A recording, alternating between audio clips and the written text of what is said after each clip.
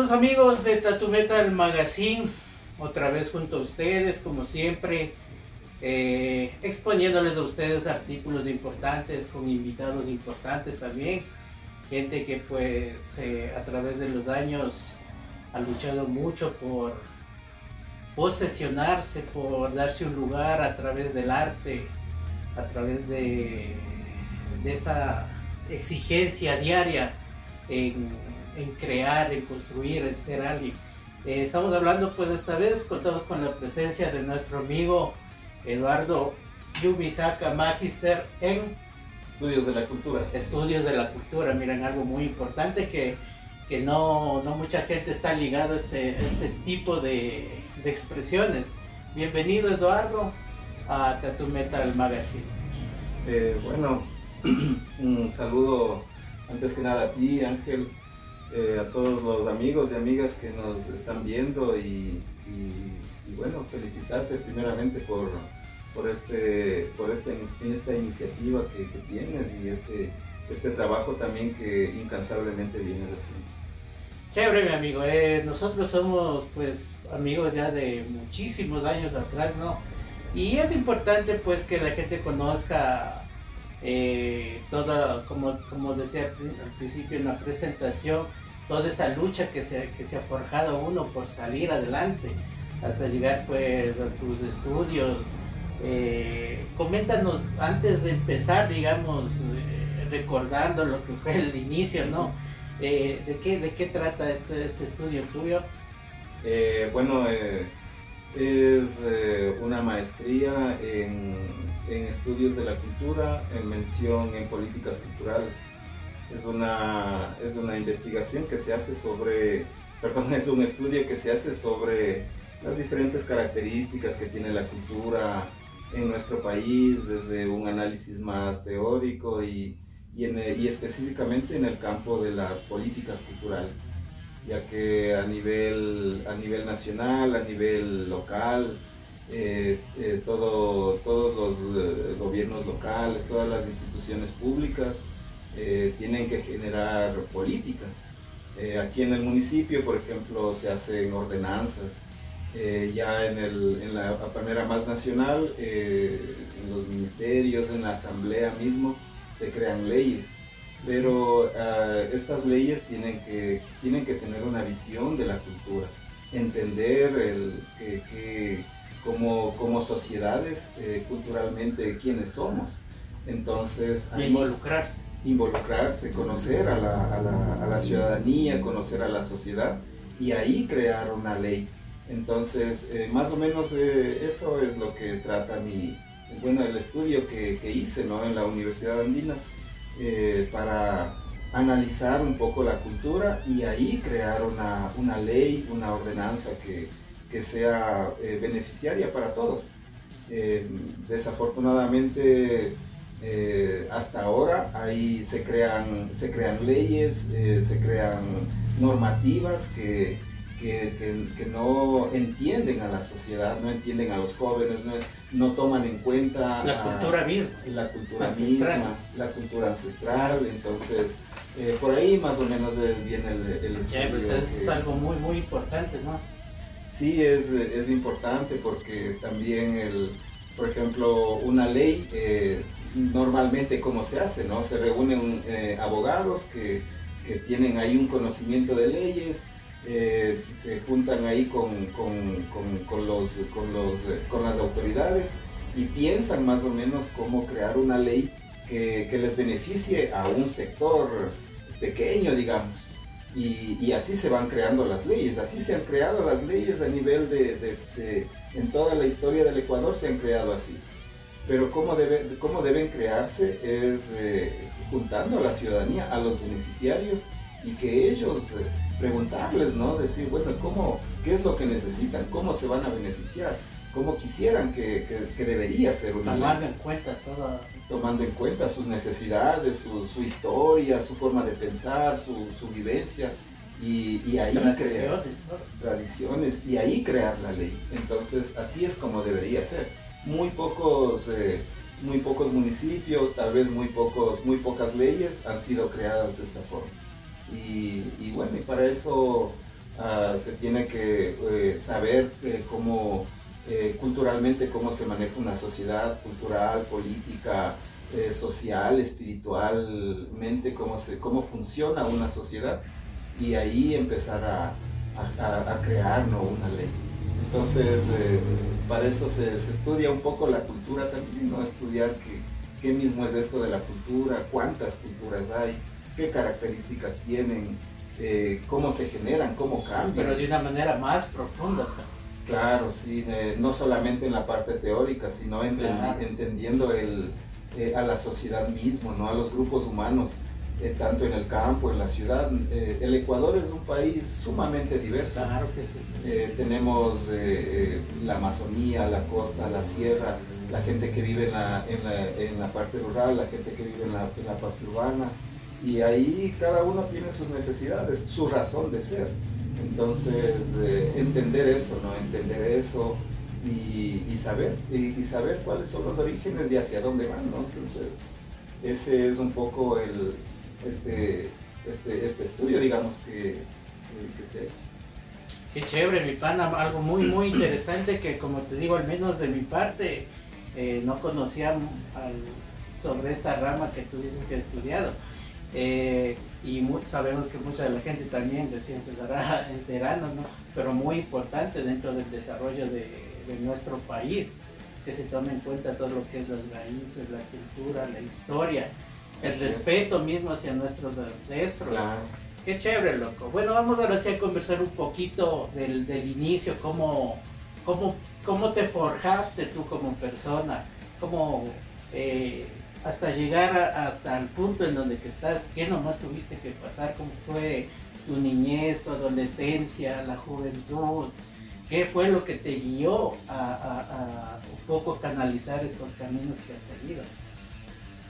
Sí, bueno, yo creo que una de las cosas que han sido como un punto de quiebre en mi vida ha sido mi madre, porque ella fue la primera persona que puso un libro en mis manos y leíamos juntos, ¿no? Entonces ella me dio este gusto por la lectura. Me gusta mucho la lectura y bueno, y con ella leíamos mucho, ¿no? Ella me decía que le lea a ella, ¿no? Cuando era niño. Entonces, mi madre, que ha llegado solamente hasta quinto grado, yo le leía y ahí me gustaba, ¿no? Y ella me decía que le lea ahí otras cosas, así, ¿no? Entonces, eso fue como una parte muy importante, creo yo, de mi vida, porque ella puso la luz en mis manos y esta llama encendida se mantiene todavía. Y bueno, el resto también, o sea, si no fuera por mi familia, por mis padres, por mi papá, mis hermanos, creo que no podría haber conseguido todo lo que he podido ir avanzando en la vida. Nosotros, bueno, mi padre era conserje, él tenía de profesión, era peluquero. Bueno, mi padre falleció hace 14 años y mi padre era peluquero y yo tengo el cabello largo, soy el colmo del peluquero. Pero se debería tener ganas. Claro, sí, cuando él falleció, él, bueno, estuvo un poco enfermo.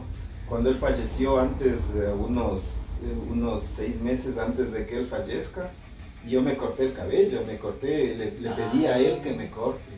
Entonces, claro, yo tenía el cabello largo, después del colegio siempre te joden, ¿no? Ya terminé por fin ese infierno y me dejé el cabello largo. Y luego ya cuando se enfermó mi papá, ya estuvo ya unos meses a punto de fallecer y yo le dije que me corte, ¿no? Puta, le encantado, me cortó ahí contento. Se me cumplió el sueño. Sí, y ya hice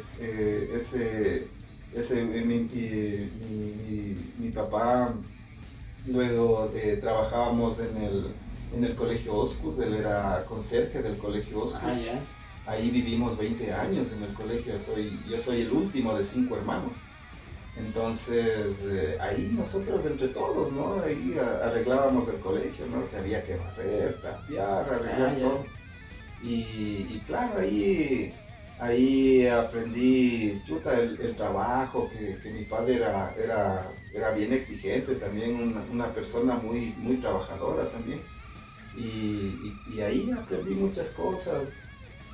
Mi papá sabía dibujar, ahí él creo que le vería una o dos veces que él dibujó, pero él sabía dibujar y claro, De pronto ahí te nació esta nota sí, creo que ahí de indagar en el mundo del dibujo.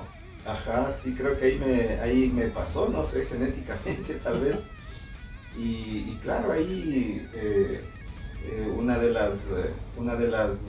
las cosas también que me acuerdo que ha sido como una parte también fundamental de mi vida era que cuando tenía 9 años empecé a salir a la Plaza Roja aquí en la Concepción. En ese entonces se intercambiaban las revistas. Y un día que pasábamos ahí con mi mamá, ahí yo vi ahí que había revistas de los cómics. La época de Condorito. Sí, en esas épocas, Condorito, Calimán, Arandú, Memín. Por ahí veo Calimán también.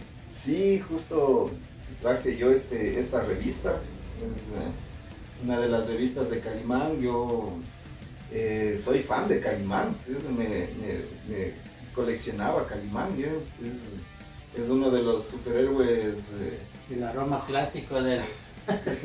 Qué chévere, qué chévere. Uno de los superhéroes principales, pensaría yo, de América Latina. Y bueno, ahí en la Plaza Roja, ahí ya sabía, yo me conseguí ya mis revistas también y me iba a la Plaza Roja, ¿no? Los domingos desde las 9 de la mañana se intercambiaba y era una cosa linda. También había en San Alfonso, ¿no? Sí. Y en la peluquería Victoria por la estación. Sí, sí. Que vendían los álbumes, los cromos, te alquilaban las revistas, intercambiabas revistas, cromos. Estos son años cool, ¿no? Años atrás. Justo traje unos álbumes que ya de aquellas épocas. Sí, de aquellas épocas, cuando era guambra, era niño. ¿Llenaste o no llenaste? ¿Qué voy a llenar? Porque ese era el reto. Ese era el reto. Siempre tuvimos los álbumes de uno y otro, pero nunca llenamos. Además de mi parte, jamás llené. Claro, y a veces dejabas de comer todo por comprarte los cromos. Claro, claro. El paquete de cromos, pero qué chévere, sí. Loco. He-Man.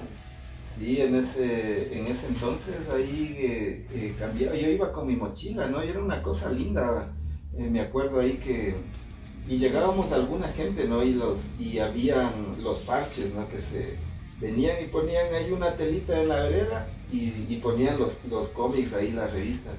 De Condorito, de Superman, de Calimán, de He-Man, de Arandú, claro. De todo.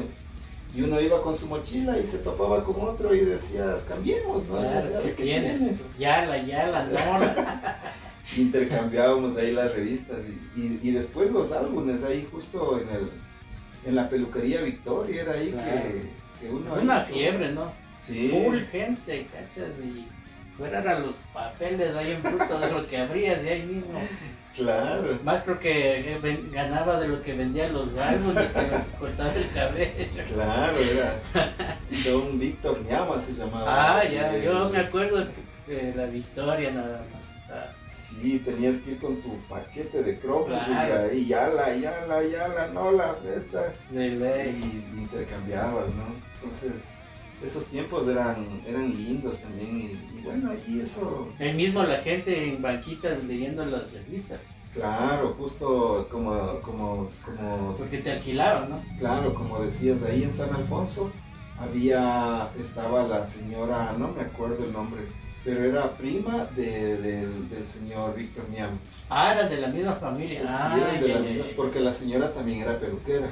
Ya. Y ahí alquilaban, ¿no? Porque antes hasta que Claro. te toque. Como Wambre, imagínate, como si que ahora valga cuánto una revista, unos $5, y te alquilaban cuánto, unos 25 centavos, ¿qué te Claro. convenía más? Alquilar y leerte, gracias, y te ibas, ¿no?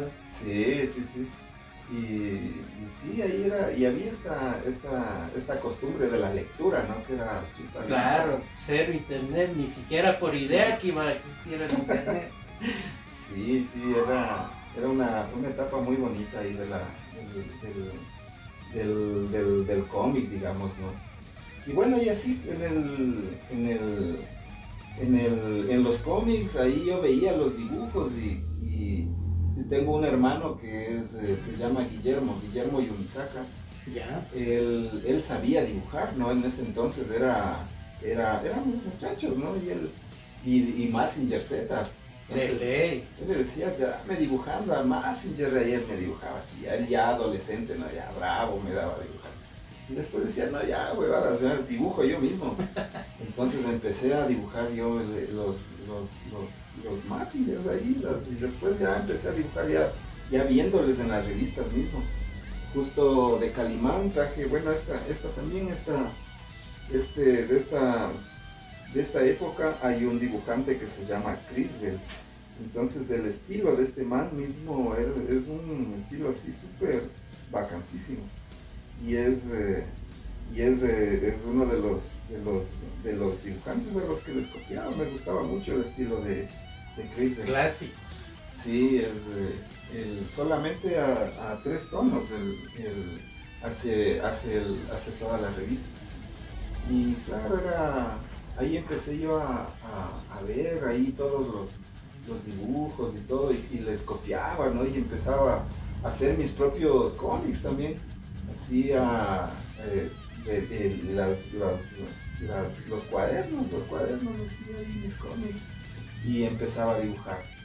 Y bueno, y poco a poco nunca dejé de dibujar, poco a poco fui ya luego, ya cuando era adolescente, empecé ya a practicar con otros materiales, a hacer otro tipo de dibujos, ya al color, ya empecé a hacer acuarelas, empecé a hacer óleos, tintas, así, empezaba así. ¿Pero todo empíricamente o ya guiado por alguien tal vez? No, empíricamente.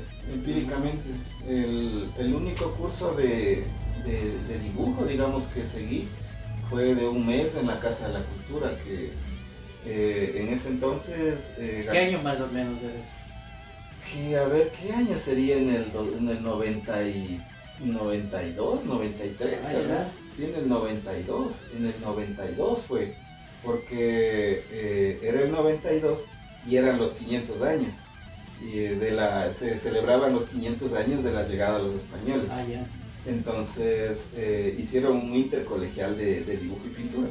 Yo estuve ahí en tercer curso y me presenté al concurso y gané el primer lugar. Ah, sí.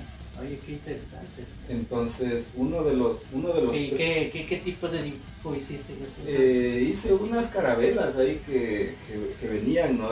Un mar ahí, unas carabelas que estaban así llegando, y ahí un español ahí montado en un caballo y con unos indígenas ahí amarrados y todo, ya llevándoles de prisioneros.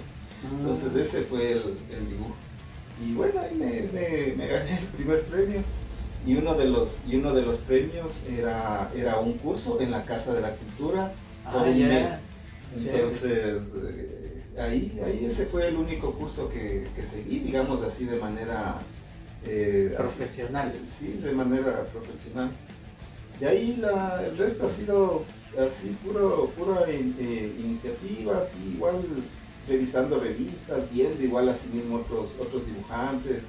Y ahí a ensayar, a practicar. Ya, topamos este punto porque para toda la gente pues que no sepa, acá el pana ha hecho una especialidad, podemos decir, ¿no? De esto del cómic.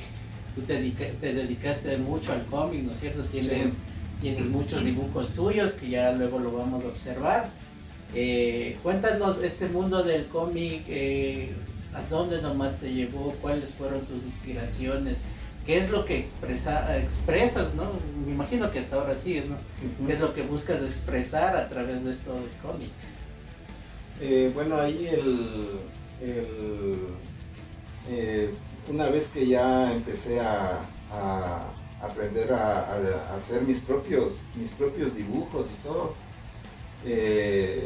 una de las cosas que ha sido como también una parte importante de mi vida ha sido mi hermano, ¿no? Fausto Yumisaka se llama, que él me introdujo en cambio en el análisis de la sociedad, ¿no? Y ya en el plano político ya. Entonces, mis dibujos actualmente son políticos, son bastante políticos, críticos de la sociedad. Tienen una línea política de izquierda, por supuesto, y son la crítica a todo, ¿no? A toda la estructura de la sociedad, a la religión, al deporte, a la familia, a todo, ¿no? Pero desde una visión de izquierda, desde la extrema izquierda exactamente. Desde una visión desde el anarquismo, desde el comunismo hacia toda la sociedad. ¿Topando tal vez un poquito el humorístico o todo es una línea más como informativa? Totalmente humorístico más bien. Ya, sí. Es pura burla. Ya. Es pura burla. Eso hay que saber, ¿no? Porque es importante. Sí, no, yo a burlarme de todos, ¿no? O sea, es que aparte de hacer eso, imagínate, estás haciendo como divirtiendo a la gente, entonces claro. Estás haciendo como una doble misión ahí. Sí, entonces requiere incluso más pensamiento, ¿no? Sí, me acuerdo una vez, bueno, ahí por mis dibujos, yo les publico ahí en Facebook, ahí está como Don Ramón Comics, es mi seudónimo. Y está en Facebook, no tengo en Facebook y en Instagram. Entonces, dibujo, lo he dibujado y he hecho así mi opinión a través del dibujo. Y ahí nos hemos ido sacando el aire, ¿no? Con algunos, al principio yo contestaba ahí porque me escriben también, ¿no? Claro, los ataques de los que no están de acuerdo. Claro, ahí ya y yo al principio les escribía, también les contestaba, pero después ya no. Pasar el tiempo. Sí, ya una vez me querían pegar, desde Chile querían venir a pegarme. Yo decía, ya vete, si quieres te pago el pasaje.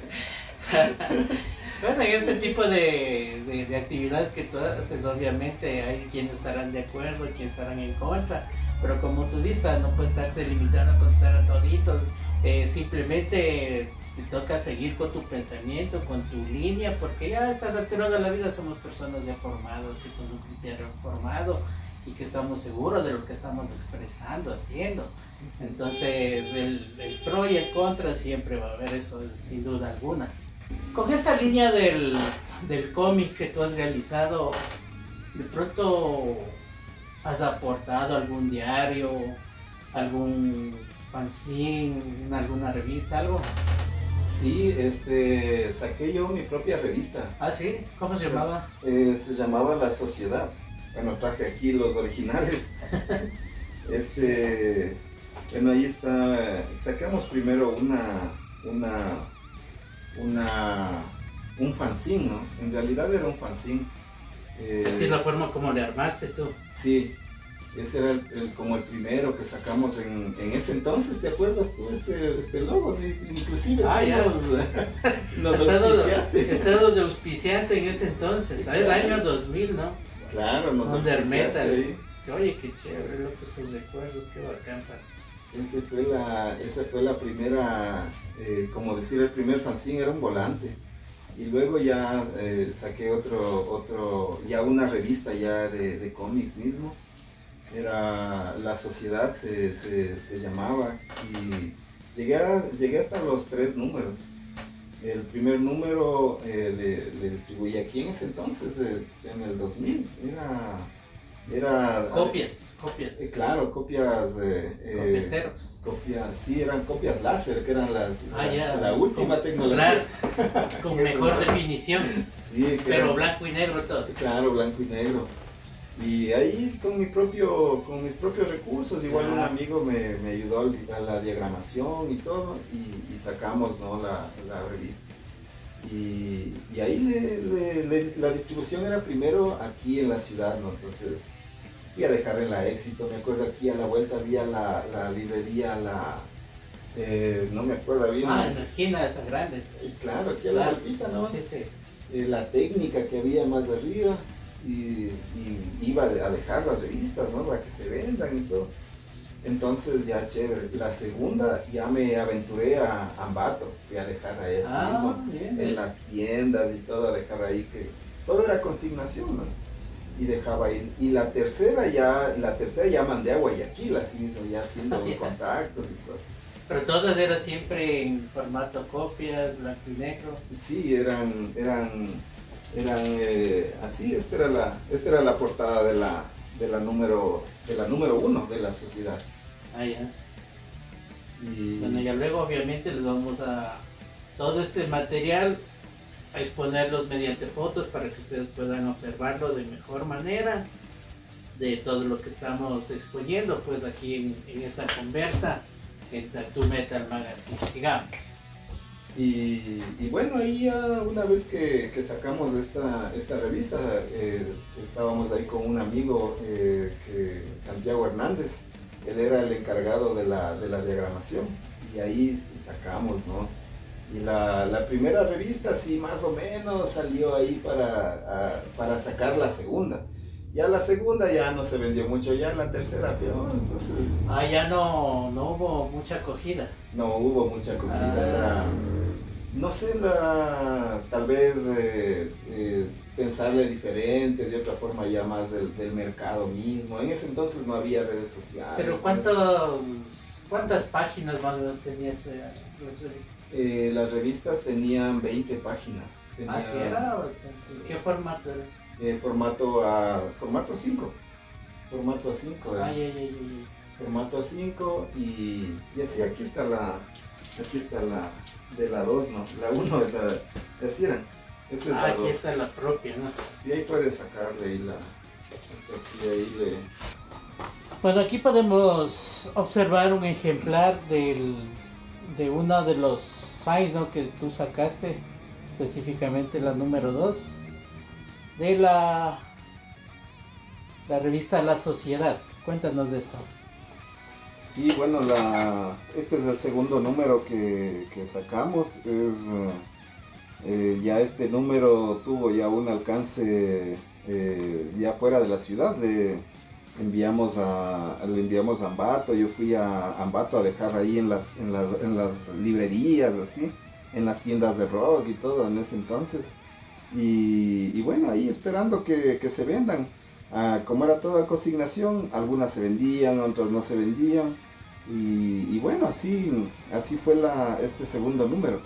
El tercer número, ya ese en cambio ya envié a Guayaquil, fui a Quito también a dejar. Pero trataste de llegar a más gente. Sí, la idea era tratar de salir, ¿no? De tener mayor difusión. Y bueno, ya solo hasta el tercer número puedes llegar, ya después igual el hecho mismo de la producción de la revista no se vendía, cosas así, ya fue ya igual otras ocupaciones, ya llegué solo hasta el tercer número nomás. ¿Nos contaste alguna cosa muy curiosa que habías encontrado esta revista en una exposición de cómics, algo así, ¿no? Sí, hay un grupo en Ambato que se llama la arqueología del cómic. Ya. Entonces estos muchachos hacen una recopilación de todas las revistas de cómics que se publicaban en el Ecuador, tenían desde los años 60 más o menos. Ya. Entonces hicieron una exposición en el Ministerio de Cultura en el 2015 más o menos, un poco más antes, inclusive 2013 creo que fue. Y claro, yo me fui a la exposición, ¿no?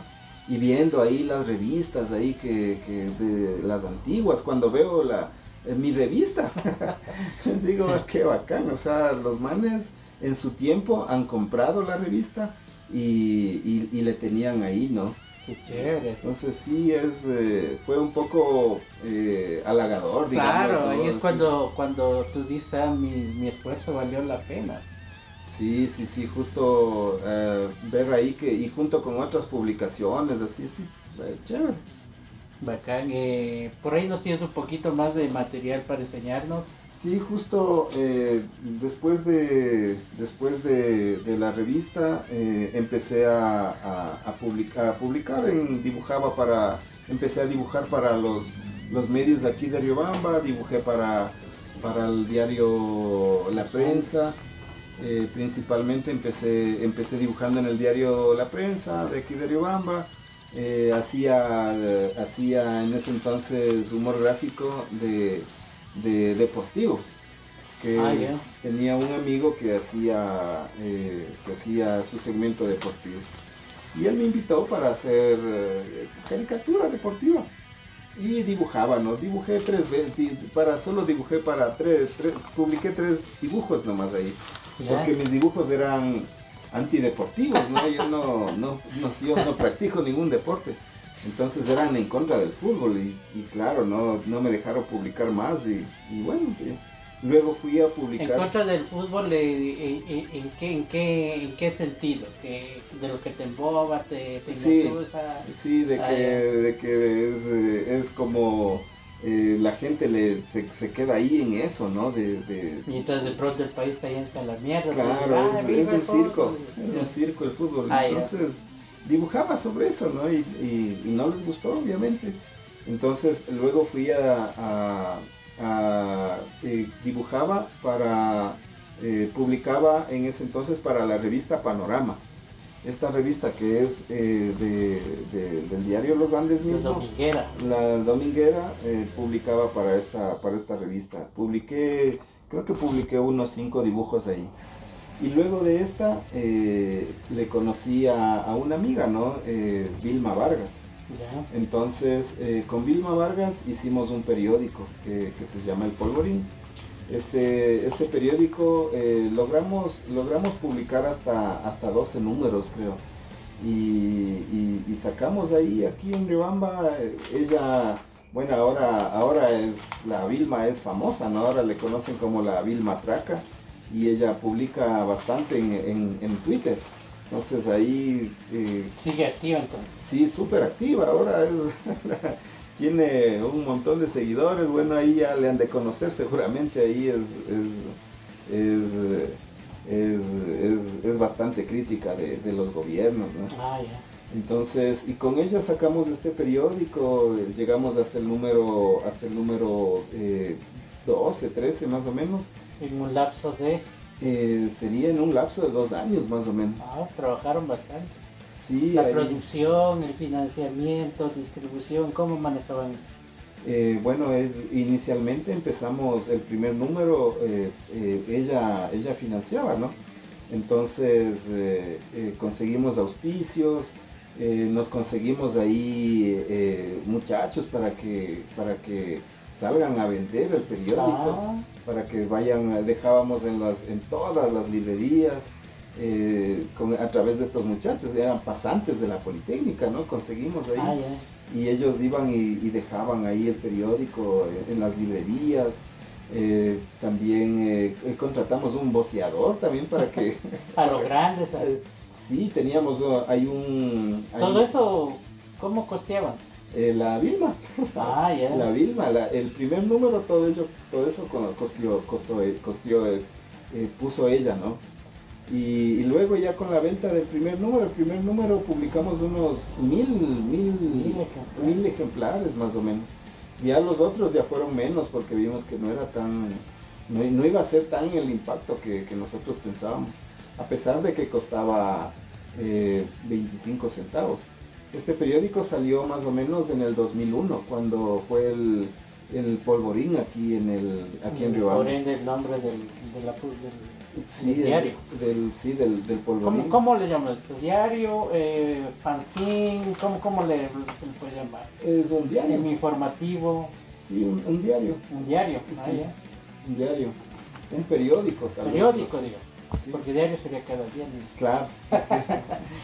Un periódico, no sé cómo llamarle. Pero bueno, o sea, ustedes trabajaron, ya dices que más o menos 12, 13 números. Es algo muy importante que de pronto en la ciudad no se sabe, ¿no? No se ha sabido yo, al menos de mi parte, obviamente que hay cosas que las estoy viendo por primera vez y que son dignas de felicitación, o sea que debería haber habido el apoyo tanto de la gente o como de quienes también están de la cultura para que este tipo de manifestaciones no se pierdan, sigan adelante, porque son importantes y topan puntos de vista de lo que vivimos a diario, ¿no? Y es una manera muy chévere de dar a conocer un punto de vista. Sí, era un esfuerzo en realidad. Salíamos, el hecho mismo de nos reuníamos con la Vilma a planificar el periódico, ¿no? El diario, nos reuníamos y ahora cuál va a ser el tema central y cómo... Claro, una planificación. Ajá, y de qué íbamos a abordar el tema y todo, ¿no? Entonces, como nosotros mismos manejábamos nuestra línea editorial, no había límites. Entonces... Pero sí, se han tenido auspiciantes bien. Sí, teníamos Los panes. los panes ahí que acolitaban. Pero así. chévere, lo que es un muy buen logro. Inclusive me acuerdo que teníamos hicimos un spot radial inclusive. Ah, ya. Sí, bueno, por ahí le tengo todavía. ¿Y en qué radio sale eso? Porque veo la Ola. Ah, claro, Radio Ola, dice. De la Radio Ola, le salía el spot ahí y en Radiofónicas, que era la que siempre acolitaban estos manes. Claro.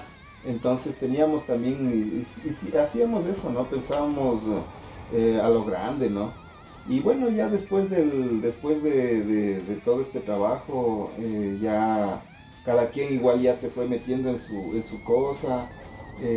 Igual como mantener el diario no fue como nosotros habíamos esperado, que tal vez ahí con las mismas ventas irle dando la vuelta. Pero obvio, 13 números ya es un número muy importante, porque a veces una, dos publicaciones cae todo, Sí. pero sin embargo sí le han dado, chévere, loco. Sí, justo la idea era más adelante, era ya empezar a incluir a otros dibujantes. Teníamos una propuesta de hacer un libro. Era hacer un libro como decir, con un recopilatorio de todas las publicaciones. Ah, ya. Pero bueno, no llegamos hasta eso, ¿no? Al inicio teníamos, éramos los dos dibujantes y también había un aporte de un amigo de la Vilma, no me acuerdo, él hacía crítica, pero él escribía en cambio, hacía como una crítica, no así como unos comentarios así, como chistes, ¿no? Todo era dentro del chiste, ¿no? Entonces, la joda. Ahí él... Diciendo las verdades, pero de una manera más jocosa. Sí, justo en los dos primeros números me parece que él aportó. Y de ahí el resto ya éramos nosotros nomás ya. Y ahí dibujábamos, ¿no? Y como no había límites, ¿no? Entonces yo tenía algunos dibujos un poco crudos, ¿no? Ya, dibuja nomás. Igual ella también, ¿no? También se lanzaba sus cosas así, también duras, ¿no? Sí, fuertes. Y bueno, ahí... Fuertes en el sentido de que pronto puede ofender a quienes en ese entonces estaban políticos de turno, me imagino. Claro, sí, justo eso mismo, o sea, sin digamos, dentro del ámbito político, ¿no? La crítica así directa, así diciendo las cosas, ¿no? Claro. Y bueno, luego del Polvorín ya empecé a dibujar para el diario Los Andes. También. Para el diario Los Andes, ahí estuve unos 2 años también más o menos en el diario Los Andes. Ahí dibujé, bueno, ahí traje algunos dibujos, unas carpetas de dibujos. Hay más, ¿no? Imagínate los dibujos de 2 años. De 2 años. Yo publicaba en el diario Los Andes de aquí de Riobamba a partir del miércoles, el jueves y el viernes. me daban a mí los 3 días. Buen espacio, Y ahí ellos me pagaban por el trabajo, que era chévere, ¿no? Me pagaban a $5 por cada dibujo. Ah, sí. Y claro, era una forma de subsistencia también Claro. y también de un reconocimiento por el trabajo. Bueno, todos estos dibujitos luego los vamos a tomar fotos para que toda la gente que nos está observando pues pueda visualizar directamente todas las creaciones acá de nuestro pana y pues también ¿no? conozcan toda la trayectoria y el arte que tiene en sus manos. Posteriormente, luego que has trabajado pues en Diario Los Andes, también uno de los principales acá de Riobamba, seguiste haciendo tus trabajos. Sí, luego empecé a vincularme ya con los colectivos de artistas. Estos son catálogos de exposiciones que hemos realizado. Me vinculé con... ¿Exposiciones netamente de cómic o eran de varias expresiones? De varias expresiones, eran colectivos de artistas plásticos. Ah, ya. Y claro, yo con incluías tus trabajos. Ajá, con el humor gráfico. Hicimos ahí varias exposiciones, fui parte del colectivo Arte Prole, que era un colectivo de artistas plásticos de aquí de la ciudad de Riobamba. Y luego también conformamos otro colectivo que se llamaba Tras la Sombra del Arte, otro que se llamaba, está de los colectivos, ¿no? Claro. Otro colectivo había que se llamaba Matapalo Cartonera, con ese en cambio hacíamos libros de cartón, publicábamos a escritores nacionales. Y los libros eran hechos de materiales reciclados. Luego en otro colectivo también el Perros Rojos, que es con el que últimamente hemos estado participando en exposiciones colectivas. Y también el Frente de Culturas Urbanas, que también era otro colectivo ya más vinculado al rock, pero todo siempre he estado ahí con mi aporte desde el humor gráfico. Esto de los colectivos que tú topas, ¿no? El tema, que tiene un tiempo de caducidad, que es tal vez por un momento, o cómo funciona esta nota, porque son varios los que tú has estado. Sí, bueno, ahora he visto que los colectivos como que ya no hay muchos, ¿no? Antes hubo un tiempo en el que había bastantes colectivos. Bueno, los colectivos era que te juntabas ahí un grupo de gente que tenían un objetivo, ¿no? Por ejemplo, el Arte Prole era un colectivo de artistas plásticos. Estábamos ahí de diferentes... había compañeros que hacían pintura, otros que hacían fotografía, otros que hacían como escultura, y yo que hacía humor gráfico. Entonces nos juntamos y el objetivo era difundir nuestros trabajos, y poníamos como unas condiciones, digamos. Yeah. Siempre, dentro de los colectivos que he estado, siempre ha habido como una línea política que manteníamos, ¿no? Que era una crítica a la sociedad desde la izquierda. Entonces, dentro del colectivo del Arte Prole era justamente esto, ¿no? Hacer exposiciones, mostrar los trabajos, básicamente mostrar el trabajo, difundir el trabajo de cada uno a través de exposiciones colectivas. Y eso, ¿no? Entonces, en este colectivo del Arte Prole eran artistas plásticos. En el de Matapalo Cartonera, en cambio, era otro colectivo que ahí nos juntábamos en cambio para hacer estos libros, publicar libros hechos en cartón, en materiales reciclados, y luego venderlos, ¿no? A bajo costo. Entonces, el objetivo de esto era difundir la lectura, en cambio. Promover la lectura y también publicar a artistas artistas jóvenes, ¿no? Dentro de la escritura. Ahí estábamos, en cambio, nos juntamos un artista plástico, Edwin Yuko, un escritor que era Víctor Vimos, una escritora infantil que era Gabriela Falconi, y yo que era artesano, que también otra de mis cosas que hago es la artesanía, ¿no? Entonces entre los cuatro hacíamos, ¿no? Y hacíamos estos libros y salíamos a vender en ferias y todo. Ya. Luego este otro de los Perros Rojos, este también es un colectivo igual de artistas plásticos. Y ahí este es ya a nivel nacional, estos éramos como locales, ¿no? Ah, ya.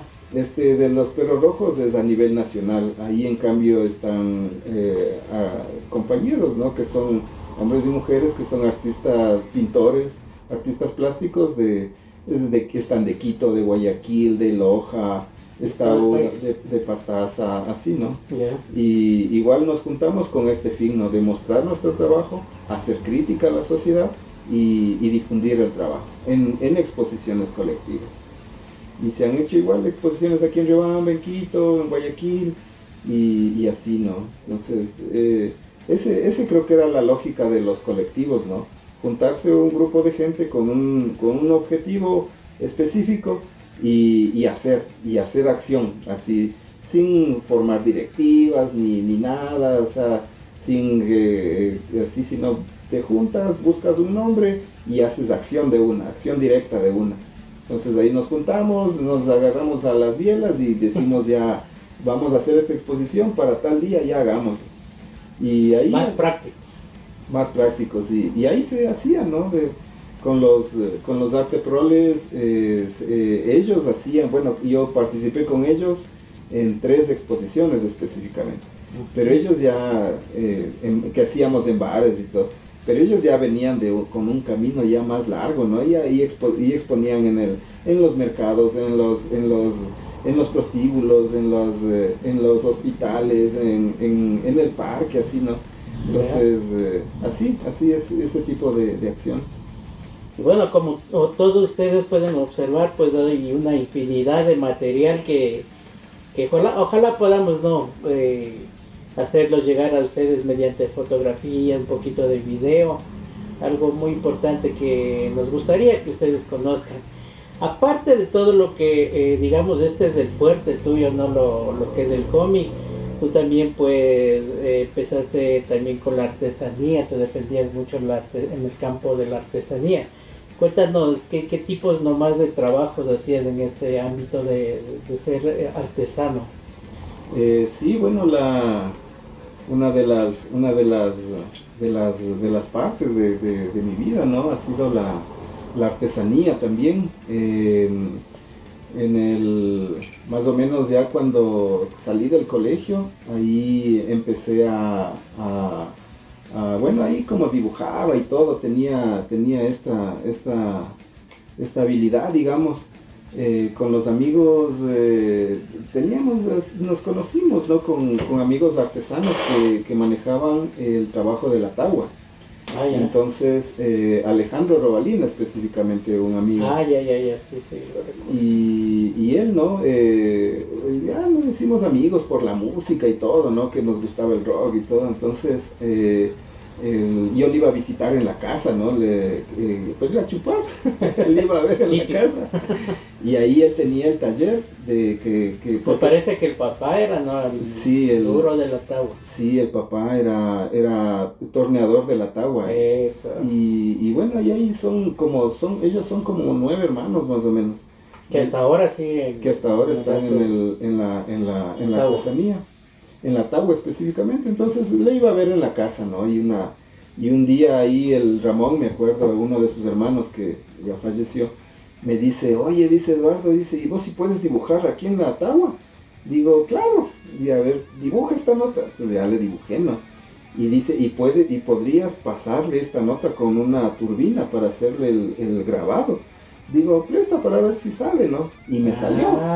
Y ahí empezó, ¿no? Entonces dice, sí, puedes hacer esa nota. Entonces ya date haciendo 10, después date haciendo 20, después ya, y ya empezamos a trabajar ya. Pues era como una especie de grabado en la tagua. Sí, la tagua tinturada, se le tinturaba de negro y luego le pasabas la turbina, ¿no? Y hacías ahí... quedaba ahí las figuritas.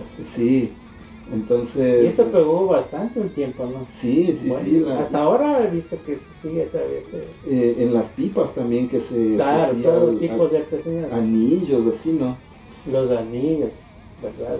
De ahí ya, bueno, ahí ya empecé ya viendo que sí podía hacer eso, ¿no? El Alejandro ya, él también ya se casó y toda la cosa, y se puso su taller, ¿no? Y me dijo ahí que trabajáramos juntos, que trabajáramos juntos.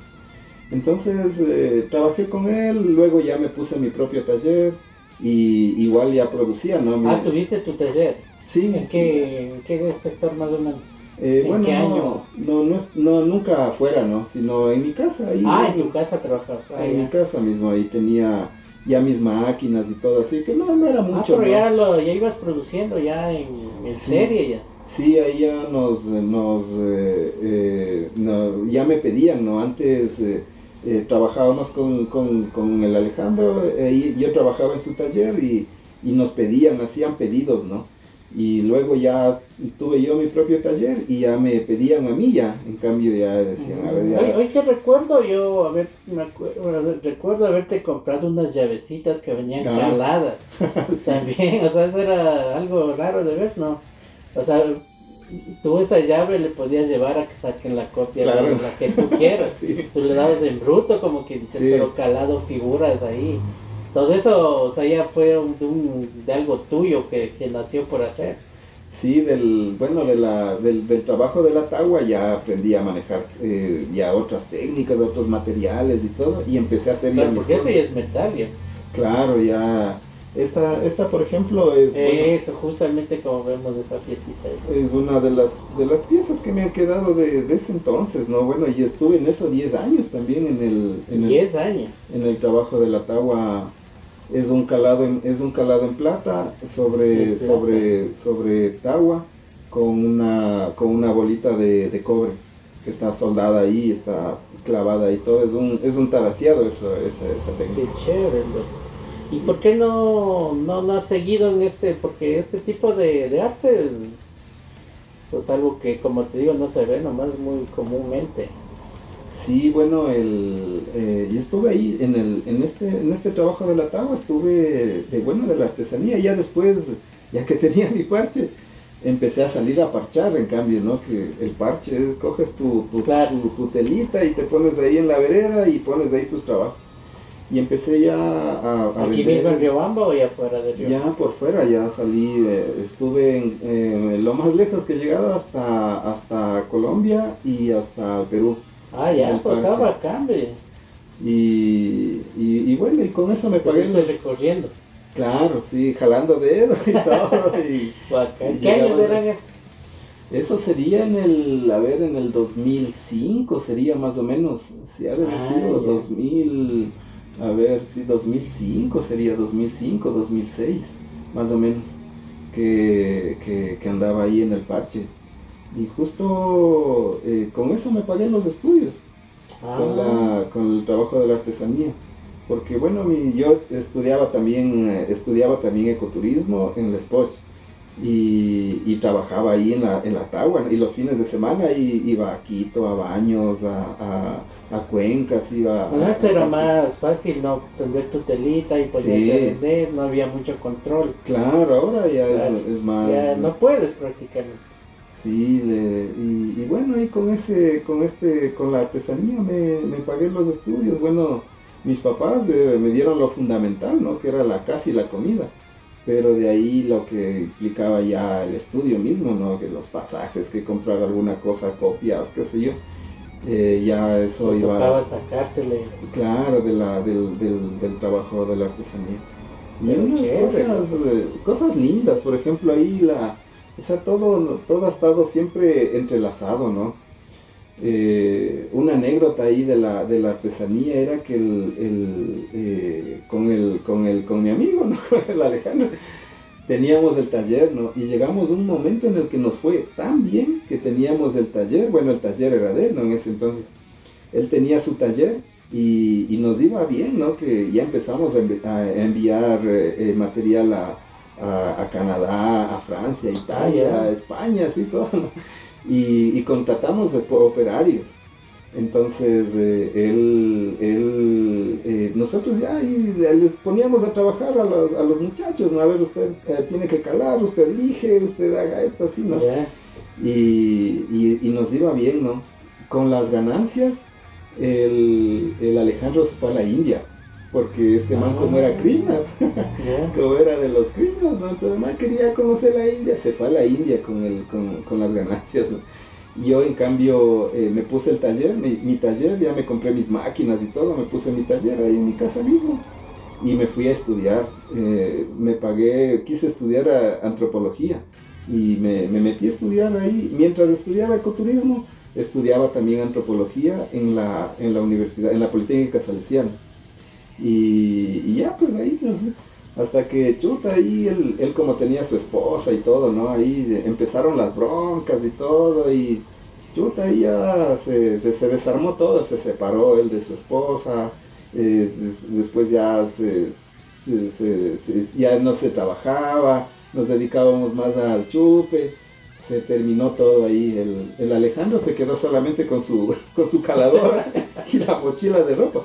Increíble, Chuta, o sea, es que suele pasar, ¿no? Mucho ese sí, tipo de cosas. sí, chuta, y Lo bueno, importante es que no se quedaron, siguieron adelante. sí, ahora él está ahí vuelta con otras cosas, ahí está en Quito y todo así, bacán, le está yendo bien, y igual yo ya en cambio seguí mi rumbo, ¿no? Ya tenía mi taller, ya empecé a producir ya lo mío, igual me hacían a mí los pedidos, yo hacía, salía a parchar igual y todo así a vender. Pero actualmente ya no ejerces Tengo, sí, poco a poco de pronto. tengo mi taller ahí armado en la casa mismo, tengo el taller, le he ido llevando siempre al taller a donde voy, he estado por Quito, he estado por sitios, viviendo allá y siempre le he ido llevando a mi taller, ¿no? Mi taller no es muy grande tampoco, ¿no? Es una mesa ahí con unas máquinas, ahí las pinzas, algunas cosas así, y le he ido llevando a donde voy. Y ahora donde vivo está ahí, mi taller está armado, está ahí así, y hago cositas así ya el tiempo. Una vez que terminé ya los estudios en la Politécnica, en cambio empecé a ejercer ya lo que estudié, el ecoturismo. Y ahí un poco ya me concentré en eso y dejé un poco la artesanía. Qué chévere. Bueno, hemos conocido un poquito más pues del aspecto, ¿no? Del aspecto de la artesanía que tú también supiste sobresalir en este mundo difícil también, ¿no? Sí, toca ahí, como dicen, ese es un buen dicho, ¿no? Como todo buen ecuatoriano, 7 oficios, 14 necesidades. Y bueno, otra de las, podemos decir, cualidades tuyas es que has sido un fiel seguidor del rock, también un poquito en la línea del metal, ¿no? Es así como también nos conocimos, nos hicimos amigos, nos pegamos los tragos, todo eso, ¿no? Durante ya más de 20 años atrás, se puede decir. Y justamente Tattoo Metal Magazine siempre está ligado pues a lo que es la música, la trayectoria que ha tenido del rock hasta lo que hoy conocemos como metal. Tú como amante del rock, cuéntanos cómo te viste ligado a este estilo de música, cómo influenció en ti la música, qué es lo que te hizo amar y ser parte de lo que es el rock en nuestras vidas. Sí, bueno, una de las, cómo empecé más bien en la música, como les comentaba, ¿no? Yo soy el último de 5 hermanos, entonces yo cuando tenía 9 años ellos ya eran adolescentes, ¿no? Ya jóvenes. Ellos ya escuchaban. Sí, dos de mis hermanos, el Víctor y el Guillermo, ellos ya escuchaban ya la música, no escuchaban el rock y todo, y Y ellos ya y escuchaban esa música y traían a la casa. Claro. Entonces yo en ese entonces tendría 9, 10 años y yo vuelta cambiando revistas en la Plaza Roja y todo así, pero ya escuchaba la música, entonces ahí me empezó a gustar ya. Y justo traje uno de los discos que más escuchábamos ahí. Sí, era el disco que más escuchaban. Sí, El que más le gustaba al Guillermo, que era el más metalero. El Víctor le gustaba el rock, así, pero el más era como más clasiquero, así, ¿no? Ya. Y como era el mayor también, ¿no? Entonces, pero el Guillermo ya él traía AC/DC, él le gustaba Scorpions, le gustaba Led Zeppelin, así, ¿no? Y en ese entonces todo acetato, traía acetatos. Vivíamos en el colegio Oscus y ahí habían los altoparlantes que utilizaban para la hora cívica, el himno nacional, y ahí poníamos. Locazos.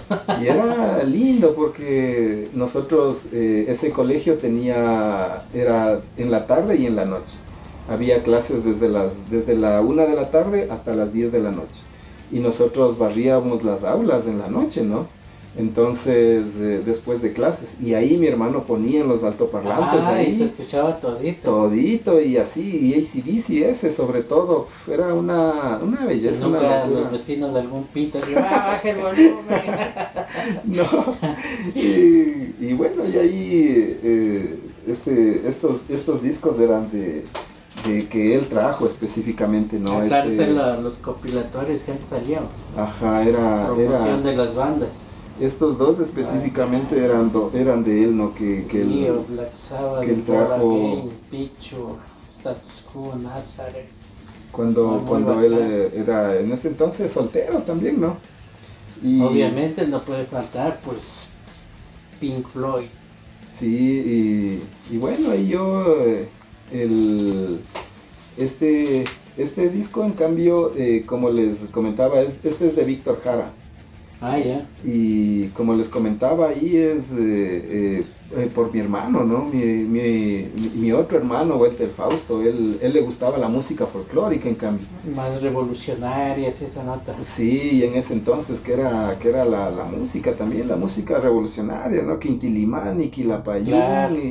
Entonces él estaba con esa música y él vino con esa música, en cambio, y ahí yo escuchaba las letras, en cambio, de esa protesta, sí, ¿no? Una música lindísima, ¿no? Y también la música nacional, en cambio, que de mi viejo, en cambio, que él escuchaba ahí. Siempre escuchaba. Sí, entonces han sido las influencias. Y bueno, ya después ya fui creciendo y ya cuando tuve este es mi primer cassette, que hasta ahora le tengo. Es de Ángeles del Infierno y Barón Rojo. Escuchaba ya, es uno de mis primeros cassettes. ¿No? Ya se le ve nomás. Creo que es parece desenterrado. Suena, sí, todavía vale. suena bien.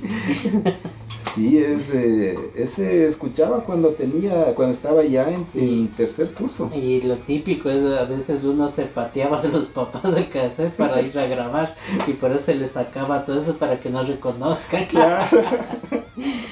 Sí, qué bacano. O sea, Sí. puta, en esos años, Barón Rojo, Ángeles, que vamos, Claro. ¿no? A todo pulmón cantar, ¿no? Sí, y las letras, o sea, Claro, eso mismo. eran una cosa, Si ¿no? ya se escuchaba Led Zeppelin, Black Sabbath, imagínate poder cantar algo en español, Claro. coreano. Eso era algo único, y que estas bandas nos dieron la oportunidad de poder hacer eso. Sí, justo yo me acuerdo justo con este cassette mismo ahí en el colegio, ya cuarto curso en ese entonces, sacaba ahí las letras, sabía estar ahí sacándole las letras. Había partes que ni se les entendía. Sí, en el cassette a lo menos. Retrocede y adelante. Sí, chuta, qué chévere que eran esos tiempos. Y bueno, ahí en la música, poco a poco, ya cuando ya fui creciendo, no escuchaba así más clásicos, pero ya ya de adolescente prácticamente ahí ya más me incliné por el metal, qué chévere. por el heavy metal. Claro. Escuchaba más heavy metal y todo, y gusta esa línea. Obús, sí, Panzer, así, chuta, esas bandas así. Toda la época dorada del heavy español. Sí, y había en ese entonces... y también acá en Ecuador también ya empezaron a haber bandas. Claro, se escuchaba poco. Y a Blaze mismo. Escuchaba a través de los 62 minutos rock. Ya. Que en ese entonces eran los sábados, me acuerdo. Los sábados era en la tarde y después se pasó y eran en la noche. Y eso sabía escuchar, ¿no? También ahí los 62 minutos rock en la mundial. Y ahí en cambio ya otros géneros así, ellos ya empezaban a poner claro, sí, así, claro, justamente también doy testimonio de eso, de que ahí fue donde yo prácticamente me vi ligado al death metal. Pues claro, por primera vez, Obituary, y era, oye, ¿qué es esa nota? Cannibal Corpse mismo. Claro. No, a mí me llegó más Obituary. Escuché esa voz, puta, oye, esa nota que es que brutal. Y justo el pana, que ya está en lista para también vamos a hacer una entrevista al pana. Pues justo el pana una vez dijo en la radio, pues a toda la gente que de pronto tiene discos, que quiere intercambiar, así. Yo cogí lo que tenía, me fui llevando, sabe que tengo esto y como yo llevé una ciber y mochila de casa. No tenía todito, menos 2 discos me parece que no tenía. Dijo, ya esto es para intercambiar, Simón. Dice, ¿qué quiere? Digo, grábeme ese que puso en el programa que se llama Obituary. Ya de una, dice, y había sido un disco de Nelson Cabrera, dice, pero ese es un disco, dice, de un colaborador de nosotros. Así es que yo le voy a pedir que le dé grabando. Digo, oye, loco, esa fue mi entrada al death metal, qué brutal, loco. Y justamente 72 minutos rock es una de las escuelas de muchísima gente que está inmiscuida dentro del rock y el metal.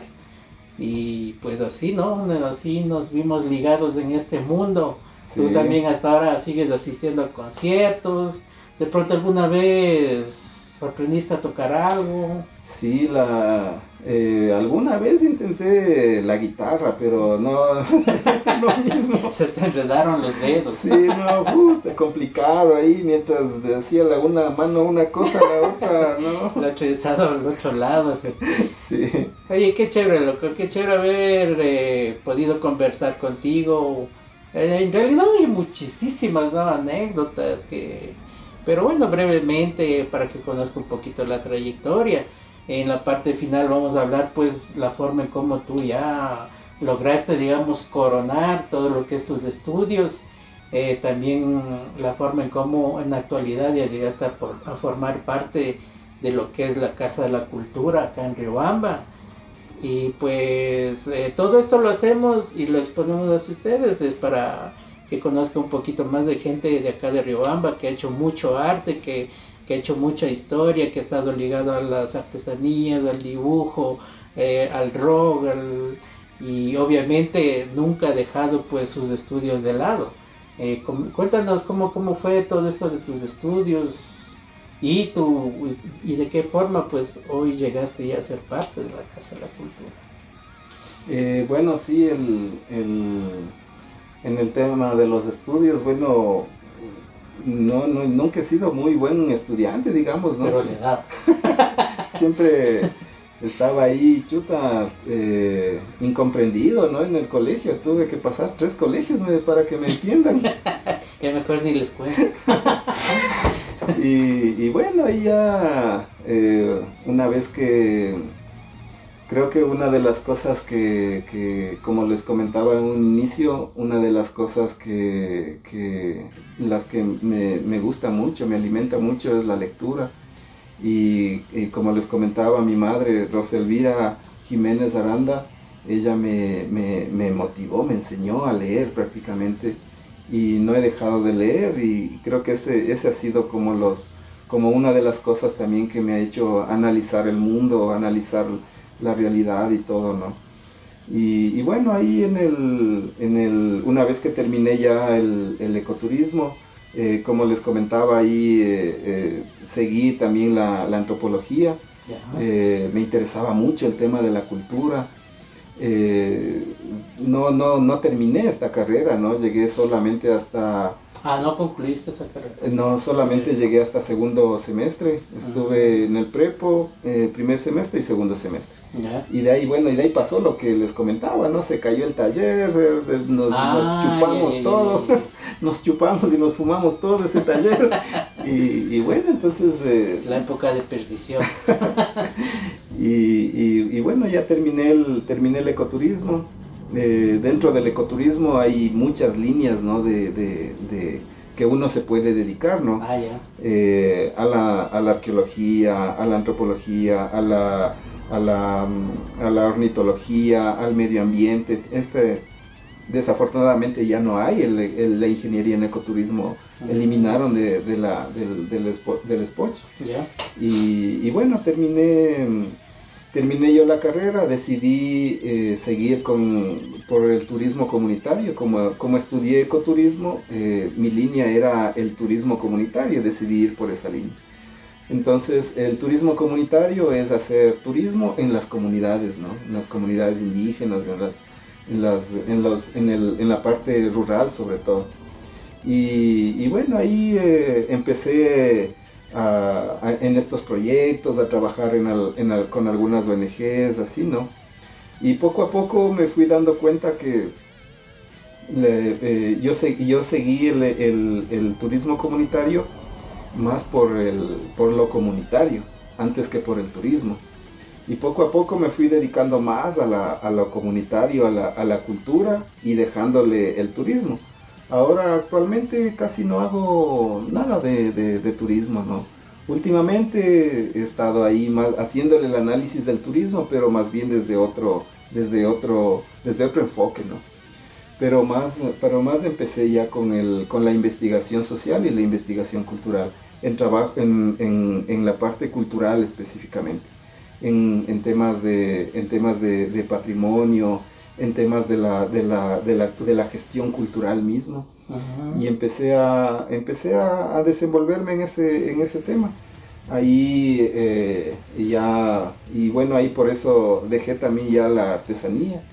Ya empecé a trabajar ya en proyectos, así con algunas fundaciones, también a trabajar ya en consultorías, tanto con instituciones públicas y privadas. Empecé a trabajar, ¿no? Entonces, bueno, ahí, como les decía, uno de los colectivos que tuvimos era también del Arena Pupo, ¿no? Que siempre sacamos esta revista, que era una revista de artes, que era un fanzine también, claro, que sacábamos ahí con este colectivo, Tras la Sombra del Arte. Este es uno de los poetas que son uno de los que primero leí, que se llama Walt Whitman, uno de los poetas malditos de Estados Unidos. Y son copias, ¿no? Sí, este libro tiene una anécdota que en la biblioteca de la biblioteca municipal, me iba a leer, ¿no? Me iba a buscar otros libros, ¿no? A preguntar así, y yo ya había leído sobre Walt Whitman. Y les pregunto, ¿no? A las señoras, digo, ¿y por si acaso tiene Walt Whitman? Claro, dicen, sí, ¿no? Y sacan un tremendo libro, ¿no? Toda la poesía de Walt Whitman. Digo, vea, sí, este libro no debe estar aquí, así es que me voy. Y me llevé el libro. A los 6 meses me van a ver en la poli, con las autoridades de la poli. Para que devuelvas el libro. Me han estado dando seguimiento porque los manes han tenido ahí, en ese entonces el Sistema Nacional de Bibliotecas han tenido ahí, y han empezado a buscar en las bibliotecas, hasta que descubran que este man saca libros también en la SPOCH. Entonces es estudiante del SPOCH. Y van y preguntan, sí, él es estudiante aquí, vamos a ver. Golpean la puerta y salgo yo, ¿no? Y le veo a la señora, digo, ya, no sé por qué. Y dice, ¿sabe que usted se ha llevado este libro? Así es que devuelva. Digo, ya, bueno, ya voy a ir, ¿no? Fui a la biblioteca, me tocó ir a la biblioteca municipal, llevé el libro y me dicen, ¿no? Que, ya viene a devolver el libro, ya, venga un ratito por acá, ¿no? Me encierran ahí en un cuarto. Y ahí sí la directora de haber sido, ¿no? ¿Cómo se va a llevar el libro? ¿Qué le pasa? Yo le digo, es que, ¿cómo van a tener ahí? Digo, es Walt Whitman, ¿cómo van a tener ahí? El libro estaba así ya húmedo, ya se estaba dañando, ¿cómo no? Nadie ve ese libro está mejor donde mí. Yeah. Entonces, bueno, les logré sacar estas copias. El libro es una parte nomás, en ese entonces no, era caro sacar todo el libro. Claro. Entonces me saqué una parte del libro y bueno, esa es una cosa también. Y bueno, ahí uno de los poetas que es el faro en realidad en América Latina es César Vallejo, es el considerado el mejor poeta latinoamericano. Yeah. Es también uno de los escritores que me ha fascinado. Este es un compilatorio de ciencia ficción que también siempre he estado leyendo así bastante ciencia ficción. Y bueno, ahí en el estudio empecé a trabajar así, como les decía, en consultorías y todo. Y bueno, ahí después me presenté a esta maestría de estudios de la cultura de la Universidad Andina. Es una beca, entonces me gané la beca y me pude ir a estudiar allá en Quito. Ya, qué chévere. Entonces allá en Quito igual ya me metí en el tema del estudio y bueno, ahí empecé ya a escribir también. Otra de las cosas que gracias a la lectura también he escrito. Tengo un blog ahí donde he hecho análisis cultural, análisis social, así de diferentes ámbitos, ¿no? Dentro del ámbito de la cultura, analizar la política, analizar todas las estructuras sociales, analizar los sistemas de dominio que se manejan dentro de la sociedad.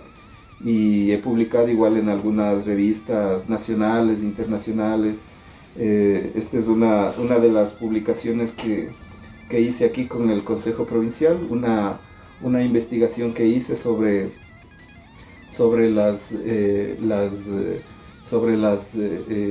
todos los conocimientos que tienen en las comunidades indígenas de la provincia, sobre cómo tratar a las mamitas, ¿no?, que están embarazadas hasta cuando el guagua tiene 5 años. Cómo le tratan a la mamá embarazada, cómo dan a luz en las comunidades. En el aspecto ancestral, podemos decir. Sí, en el aspecto ancestral y actual, ¿no? Hay una mezcla ahí de las dos cosas que se van dando, ¿no? Y ahí esos conocimientos que ancestralmente tienen las comunidades, Eso, claro. Demostrar que son conocimientos. Como eran antes, como hacían antes todo este proceso, este procedimiento. Así es. Ajá. Demostrar que estos conocimientos son ciencia, ¿no? Son válidos. Son válidos, claro, porque a veces piensan que como es la partera, así nomás. No vale. No vale, y no, pues, o sea, hay conocimientos que, por ejemplo, por algo permaneció la raza. Claro, el dar a luz mismo, hasta ahora en las comunidades las mamitas dan a luz paradas o arrodilladas. No se da a luz acostado, ¿no? Entonces tiene sus razones. Y claro, esa es una parte. Y otro que actualmente estoy dentro del análisis de varios aspectos de la sociedad desde la interculturalidad. Este es en la línea en la que estoy actualmente. Analizo la sociedad, analizo las estructuras de la sociedad desde dos aristas, desde la interculturalidad y la plurinacionalidad, y cómo se va desenvolviendo. Ese es un librito que publiqué, y justo este es un análisis de la música, ¿no? Y este librito lo traje para ti, para que... Ah, qué chévere, sí, le veo un tema muy interesante, la interculturalidad en las bandas de fusión musical. ¿Este estudio cómo fue? Este estudio es la tesis de mi maestría que publicó la universidad. Es un análisis que hice cómo se dan actualmente los grupos, ¿no? Hay bandas que toman al rock y se fusiona la parte andina con la parte occidental. Por ejemplo, hay bandas como Los Curare, por ejemplo. Allá se está topando en sí el rock, con claro. la fusión que ha tenido con aspectos andinos, música andina. Sí, tomé dos géneros de análisis, cómo se da la interculturalidad en estos dos géneros, en el rock y en el hip hop.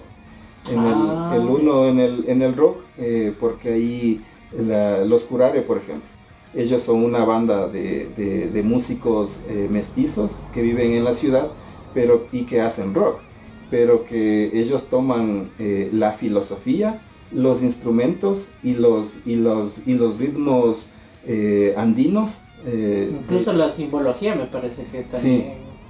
Sí. Y parece que incluye un poco la danza también, ¿no? Sí, últimamente han metido la danza también. Y ellos le incorporan al rock y de ahí sale un nuevo producto, tal así que ellos le llaman longo metal, por ejemplo. Entonces, y ahí pero ahí se está produciendo una interculturalidad entre ellos, los que hacen ese estilo de música, y las personas que escuchan, que también generan como que se difunde esta forma de hacer música. Ahí hay antes no había, ahora ya se habían desunido. Había una banda en Saraguro que se llamaba Los Supa y Runa. Ellos en cambio Saraguro, por ejemplo, es un caso especial, ¿no? Ellos se llamaban los Runa Rock. Había un movimiento ahí en Saraguro. Ellos, su vestimenta es de color negro, y a la vestimenta les gustaba mucho el rock, tanto a muchachos, hombres y mujeres, y se ponían de las bandas, ¿no?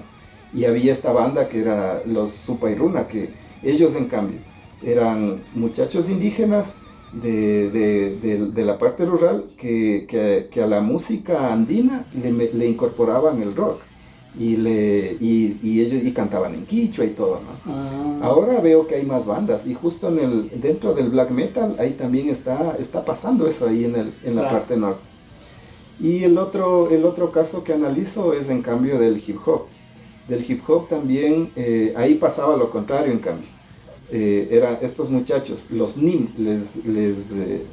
les analizo a los NIM, que ellos son muchachos indígenas de una comunidad de Otavalo que hablan quichua y todo, y a la música andina que ellos tienen le incorporan el hip hop, y cantan hip hop en quichua, y le incorporan en cambio todos los componentes del hip hop, ¿no? El graffiti, el baile y todo lo que implica. Entonces eso obviamente crea una interculturalidad, ¿no? Parece entonces que hice ese análisis. No había muchos grupos, estaban los Curare, estaban los Astra, estos muchachos los Supa y Runa, y dentro del hip hop estaban los NIM, y había otra banda, no me acuerdo, de Otavalo. Ahora ya ahí veo que ahí ya se ha abierto bastante. De pronto ellos fueron los que fomentaron para que siga creciendo Sí, ellos también de lo que me conversaban, ellos también venían de otras bandas que ellos habían escuchado y que se habían como influenciado. Entonces esta mezcla de cosas, esa es la interculturalidad, ¿no? Y cómo esta interculturalidad se demuestra en la sociedad, y cómo la sociedad, ahí específicamente los jóvenes, cómo son aceptados, ¿no? Cómo la sociedad les mira a estos muchachos, y cómo tiene que la sociedad equipararse para que ellos puedan, para que tengamos una sociedad más equitativa, más justa, ¿no? Bueno, ahí una vez que ya seguía la parte académica, por los colectivos y todo en los que he estado involucrado, colectivos de artistas plásticos, de músicos, de literatos y todo, ya fui teniendo una relación con las instituciones culturales, tanto en la Casa de la Cultura, en la dirección del municipio de cultura, con otros colectivos. Tuvimos ya como una articulación con artistas y gestores culturales. Tanto fue este trabajo que se vino haciendo tanto en la parte académica, que en estas últimas elecciones fui parte de la lista, ¿no? que fue ahora la que está en funciones. En el 2021 se acercaba ya las elecciones para la Casa de la Cultura aquí del núcleo de Chimborazo, a nivel nacional también en los otros núcleos, y se decidió conformar una asamblea provincial de artistas y gestores culturales para, en base a reuniones, ir a primarias y sacar una lista para las elecciones. Entonces, bueno, ahí yo participé de estas asambleas, y luego me invitaron a participar ya de las primarias y fuimos a elecciones y se conformó la lista que ahora estamos en funciones. Llegaron los momentos de elecciones y ganamos ahí. Hubo 3 listas y nosotros ganamos. Y bueno, así es como actualmente soy segundo vocal de la Casa de la Cultura, del directorio de la Casa de la Cultura Núcleo de Chimborazo. Qué chévere, mi pana, pues desde tu Metal Magazine nuestra felicitación. Muy importante poder haber conocido un poco de tu trayectoria, de tus inicios, tu evolución, de la forma como te viste ligado al rock, al metal en sí. Un personaje acá muy importante de Riobamba. Los hemos mostrado pues toda la actividad que ha tenido en cuanto a sus cómics, a sus estudios, publicaciones, actualmente parte de la Casa de la Cultura, pues es una forma más de nosotros mostrar a quienes siguen nuestro espacio la forma como muchos de nosotros pues nos hemos desenvuelto en la vida, hemos luchando día a día, a veces un poco bien, un poco mal, pero bueno, hemos logrado subsistir, tenemos nuestro espacio, nuestra profesión, nuestras metas, hemos cumplido, seguimos adelante, todo pues a base de esfuerzo. A veces la gente, como dicen, siempre te ve cabello largo, lo primero que hace es juzgarte, criticarte, y para eso estos espacios. Miren, conocer esto es algo muy importante, que de pronto si alguien te ve por la calle no sabe, ¿no? Pero sin embargo ahora que ya hemos conversado, pues ya tiene una información completa de cómo ha sido tu vida, cómo has logrado todo este tipo de cosas que han sido y han puesto en alto a nuestra ciudad. Entonces para eso justamente es nuestro espacio, para conocer a gente que está haciendo arte, que está haciendo música, que está luchando día a día para imponerse en este difícil medio que es lo que es el rock, el metal, el arte mismo. Tus palabras finales, mi amigo.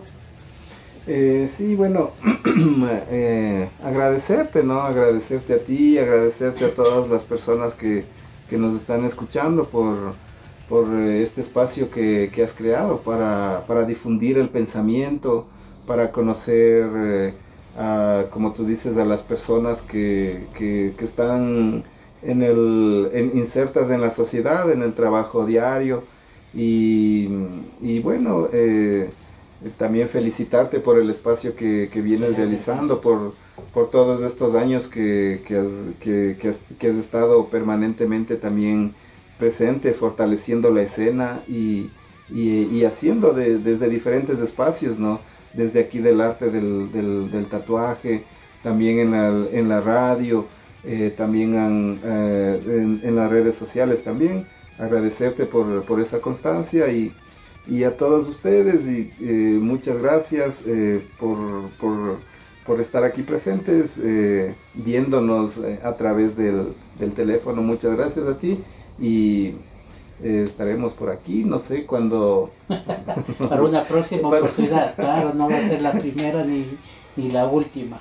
A todos ustedes amigos pues que siguen nuestro espacio de Tattoo Metal Magazine, obviamente antes de despedirnos nuestro agradecimiento siempre a Luis Guevara, que es nuestro compañero en este proyecto de sacar adelante nuestra revista ahora a través del internet, ¿no? Es la persona que está a cargo de la edición, todo un trabajo muy profesional que requiere mucho esfuerzo, mucha dedicación, y pues que conjuntamente con quien les habla estamos pues a cargo de lo que es Tattoo Metal Magazine. Ya lo saben amigos, larga vida al rock, al metal, al arte. Estaremos pues en una próxima entrega muy pronto. Hasta la próxima.